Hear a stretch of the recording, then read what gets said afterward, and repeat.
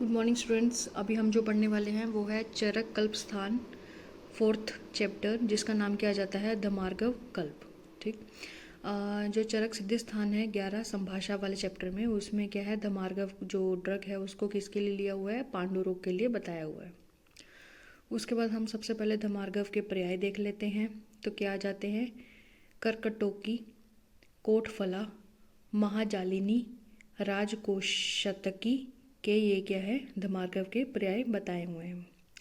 उसके बाद नेक्स्ट क्या है, जो धमार्गव है उसके कौन से जो प्लांट है, मतलब प्लांट का जो पार्ट है वो यूज़ होता है।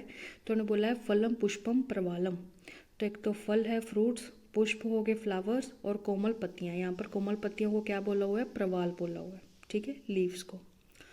उसके बाद नेक्स्ट आगे आ जाओ, धमार्गव के फल का प्रयोग बताया कि कैसे होता है। तो उन्होंने बोला है वमन और हृदय रोग की शांति के लिए धमार्गव के फल को क्या करते हैं, अन्न में मिलाकर देने से हो जाता है। उसके बाद इन्होंने बोला कि जो धमार्गव है उसका क्या है, जो पुष्प होते हैं, जैसे हमने बोला ना कि उसके कौन से होते हैं, प्रवाल होता है। प्रवाल मीन्स पत्तियां हो गए, फल हो गए और पुष्प हो गया। फल जो है वो वमन और हृदयकर्म के लिए है, अगर अन्न में मिला के देते हैं।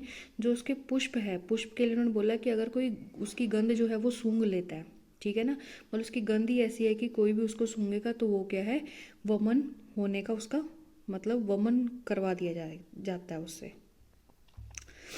उसके बाद नेक्स्ट अगला आ जाता है धमार्गव का विषनाशक योग। ठीक है, मतलब धमार्गव जो है वो विषनाशक भी है, वमन में भी काम कर रहा है, हृदय रोग भी है और विषनाशक भी है। ठीक है। उसके बाद मानसिक रोग नाशक, ठीक है, धमार्गव का योग, मतलब ये मानसिक रोग के लिए भी अच्छा है। ठीक है, आपको ये ध्यान रखना। उसके बाद बोला हुआ कि मानसिक विकारों में धमार्गव के में पकाए हुए दूध से निकाले गए घृत, ठीक है ना, को मदनफल, जिमूतक, इक्ष्वाकु, धमार्गव, इंद्रियव और कृतवेधन, इन 6 द्रव्यों के क्वाथ के साथ सिद्ध करके पान करें। ठीक है, जितने सारे हमारे वमन वाले चैप्टर है ना, जैसे हम पहले मदन फल, जिमूतक, इक्ष्वाकु, ये 3 चैप्टर पीछे पढ़ते आ रहे, धमार्गव वो भी पढ़ रहे, इंद्रियव और कृतवेधन ये नेक्स्ट आएंगे।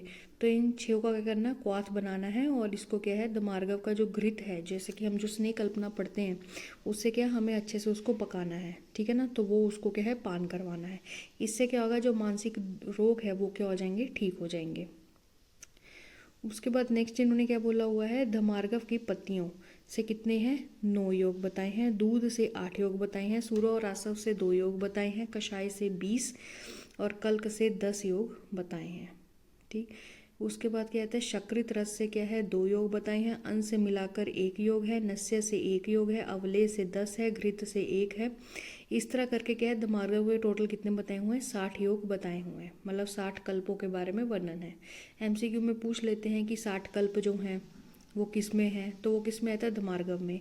कई बार ये भी पूछ लेते हैं कि धमार्गव की जो पत्तियां हैं, जो प्रवाल है, उसके कितने योग हैं, दूध के कितने हैं, ऐसे कर भी पूछा हुआ है। जो हाईलाइट किया हुआ है मतलब वो पीछे क्वेश्चंस में वो आ चुका है, मतलब पीछे जो एमसीक्यू हुए हैं, जो टेस्ट हुए हैं, उसमें ये आ चुके हैं। इस तरह ये आपका चैप्टर कंप्लीट होता है। अभी हम नेक्स्ट चैप्टर की तरफ आगे बढ़ते हैं।